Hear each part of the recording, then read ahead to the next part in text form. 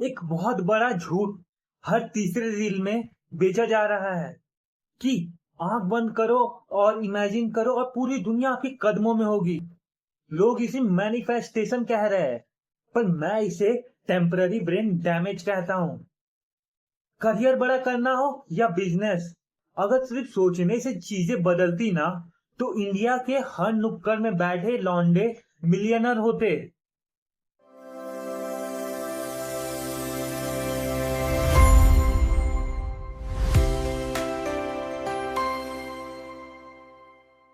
धीरूभाई अंबानी के वो famous dialogue तो सबको याद होगा, think big, think fast, think ahead. लेकिन लोग इसका आधा सच समझ कर बैठे हैं। उन्होंने सिर्फ सोचा नहीं था। जब वो एडन यमन के एक नॉर्मल सा गैस स्टेशन पे वर्क करते थे ना, तब उन्होंने नोटिस किया कि वहां की जो करेंसी है, जो कि सिल्वर कॉइन है, उसका इंट्रिंसिक वैल्यू उसके फेस वैल्यू से ज्यादा है। तो उन्होंने उस कॉइन को मेल्ट किया और फॉरेन मर्चेंट्स को बेचना शुरू किया। He did not just manifest, he saw the loophole, execute relentlessly and take the structural risks. लोग एक्सिक्यूशन भूल जाते हैं, सिर्फ मैजिक के पीछे भागते हैं। इसमें तुम्हारा क्या राय है? क्या सही में मैनिफेस्टेशन एक लेजी एक्सक्यूज बन चुका है? आकाश, तुमने बहुत बड़े पेन पॉइंट पर हिट किया है। ऑनेस्टली धीरू भाई अंबानी का तुमने जो एग्जाम्पल दिया ना, वो परफेक्ट है। उन्होंने जो किया उसे कॉर्पोरेट टर्म्स में आर्बिट्रेज कहते हैं, और साइकोलॉजिकल टर्म्स में ये उनका रेटिकुलर एक्टिवेटिंग सिस्टम था जो काम कर रहा था। मैनिफेस्टेशन कोई कॉस्मिक शिपिंग ऑर्डर नहीं है कि तुमने बस कैटलॉग से सेलेक्ट किया और यूनिवर्स डिलीवरी बॉय बनकर आ गया। देखो, दिमाग का एक सिंपल मैकेनिज्म है। जब तुम किसी चीज पर ऑब्सेस होते हो ना, तो तुम्हारा ब्रेन बाकी सारे बैकग्राउंड नॉइज को फिल्टर आउट कर देता है। धीरू भाई अंबानी जब गैस स्टेशन पर थे, उनका ब्रेन कंटिन्यूअसली अपॉर्चुनिटी स्कैन कर रहा था। उन्हें वो सिल्वर कॉइन्स का लूप होल दिखा क्योंकि उनका फोकस शार्प था, इसलिए नहीं कि उन्होंने सुबह उठ के विश मांगी थी। यंगस्टर्स आजकल उल्टा कर रहे हैं। वो मेहनत करने की औकात को रिप्लेस कर रहे हैं विजुअलाइजेशन से। रिजल्ट क्या होता है? जीरो एग्जीक्यूशन और बाद में हेवी डिप्रेशन। ये जो तुमने डिप्रेशन वाली बात कही ना, पूरी तरह से सच है। और इसका एक बहुत बड़ा साइंटिफिक रीजन भी है, जो तुम्हें कोई गुरु नहीं बताएगा।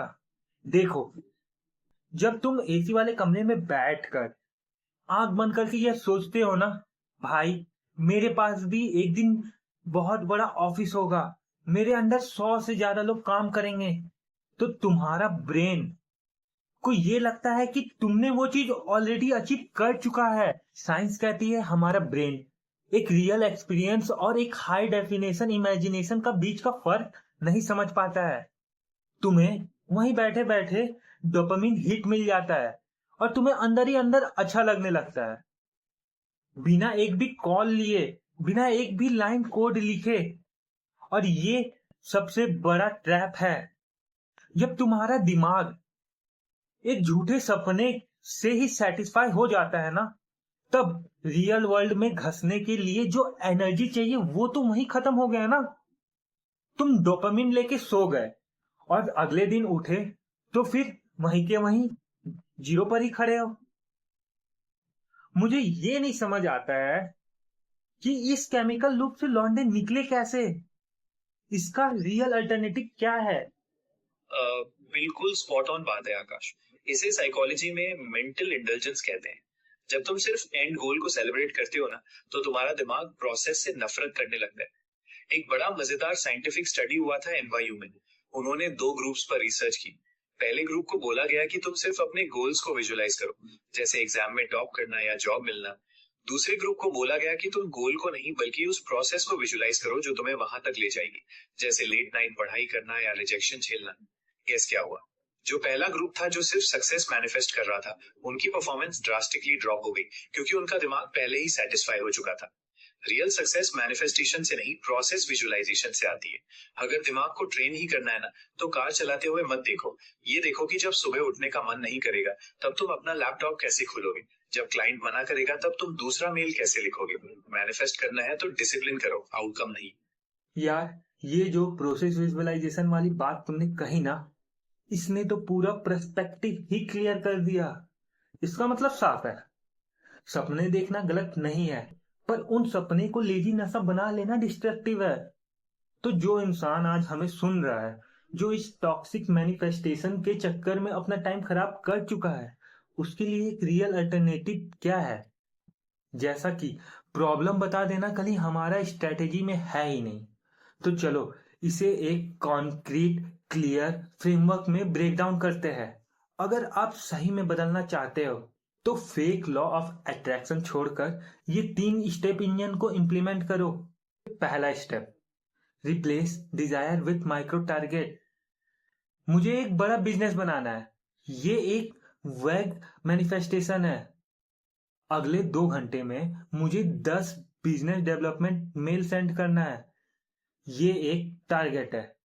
अगर तुम्हें अपना दिमाग को बदलना है ना, तो उसे उसकी औकात दिखाओ, उसे बड़े सपने दिखाकर भरोसा मत दिलाओ। दूसरा स्टेप, आइडेंटिटी शिफ्ट। तुम क्या चाहते हो उस पे फोकस मत करो, तुम क्या हो उस पे फोकस करो।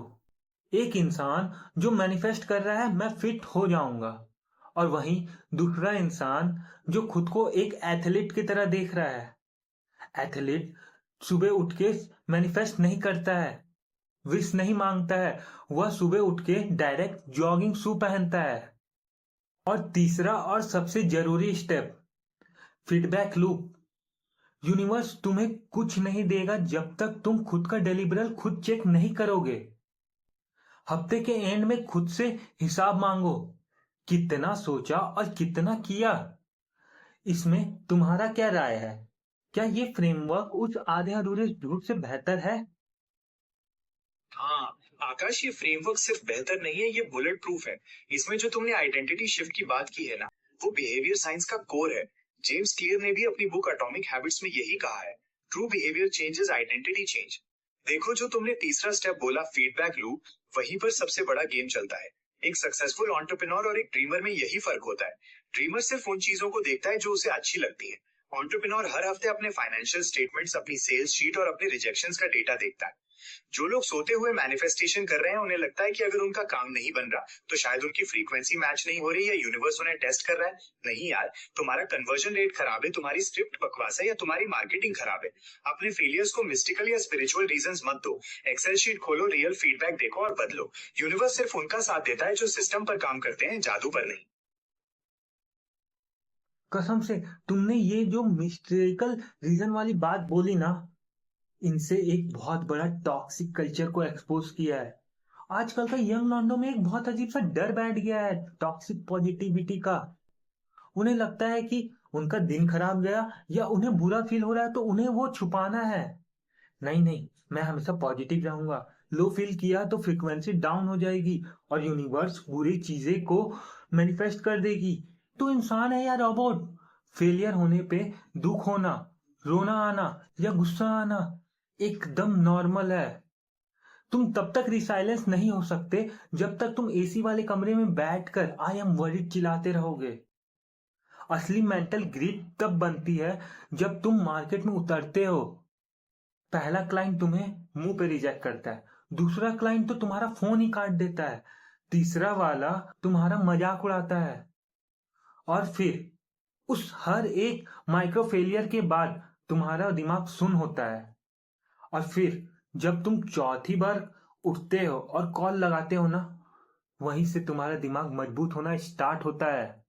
मैनिफेस्टेशन तुम्हें एक फरगाइल कांच का टुकड़ा बना रहा है, जबकि तुम्हें बनना है एक पत्थर। हाँ आकाश, ये फ्रीक्वेंसी और वाइब्रेशन वाला डर तो आजकल हर दूसरे बंदे के दिमाग में है। लोग अपने रियल इमोशंस को ढांक रहे हैं। एक सिंपल सच समझ लो, नेचर का नियम पॉजिटिविटी पर नहीं, अडेप्टेबिलिटी पर चलता है। जो स्पीशीज अडेप्ट करती है वो बचती है, जो सिर्फ पॉजिटिव सोचती है वो खत्म हो जाती है। माइक्रो फेलियर्स असल में तुम्हारे ब्रेन के लिए एक वैक्सीन की तरह है। जब तुम्हें एक छोटा रिजेक्शन मिलता है तो तुम्हारे दिमाग को थोड़ा झटका लगता है, पर वो सीखता है कि अच्छा, मैं मरा नहीं, मैं अभी भी जिंदा हूँ। इससे तुम्हारा कंफर्ट जोन एक्सपैंड होता है। टॉक्सिक पॉजिटिविटी तुम्हें उस वैक्सीन से दूर रखती है। वो तुम्हें एक ऐसी आर्टिफिशियल दुनिया में रखती है जहाँ सब अच्छा है, और जैसे ही रियल वर्ल्ड का एक बड़ा थप्पड़ पड़ता है तुम पूरे टूट जाते हो। नसीम निकोलस तलेब की एक बहुत सही कॉन्सेप्ट है, एंटी फ्रेजाइल। कुछ चीजें ऐसी होती हैं जो झटका लगने पर टूटती नहीं है, बल्कि और मजबूत हो जाती हैं, जैसे हमारी मसल्स। वेट उठाओगे तो मसल टिश्यू टूटेगा, तभी तो नया और बड़ा मसल बनेगा ना। मैनिफेस्टेशन के नाम पर दिमाग को सेफ मत रखो। घिसने दो, टूटने दो, रिजेक्ट होने दो। वही एक लौता रास्ता है इंडिया के यूथ को मजबूत बनाने का। पूरी बात का एक निचोड़ बताऊं? देखो, सपना देखना गलत नहीं है, सपना देखो। धीरूभाई अंबानी ने भी देखा था, रतन टाटा ने भी देखा था, पर उन्होंने सपने को अपनी औकात बदलने का जरिया बनाया, ना कि एक सस्ता नशा। तुम्हें क्या लगता है, क्या तुम भी मैनिफेस्टेशन के ट्रैप में फंसे हुए थे, या फिर तुम्हें समझ आ गया एक्सिक्यूशन ही रियल किंग है? तुम्हारा जो भी ऑनेस्ट थॉट है उसको नीचे कमेंट सेक्शन में जरूर लिखना, बिना किसी फिल्टर के। मैं और एआई दोनों वेट कर रहे हैं तुम्हारे कमेंट का। अगर इस वीडियो ने तुम्हारे दिमाग के डर को तेज किया हो तो अपने उन सारे दोस्तों को शेयर करो जो सिर्फ सपने देख रहा है बट एक्शन जीरो ले रहा है। अगर चैनल पे नए हो तो सब्सक्राइब मारो। मिलते हैं अगले इंटेंस डिस्कशन में। तब तक के लिए कीप एक्सिक्यूटिंग।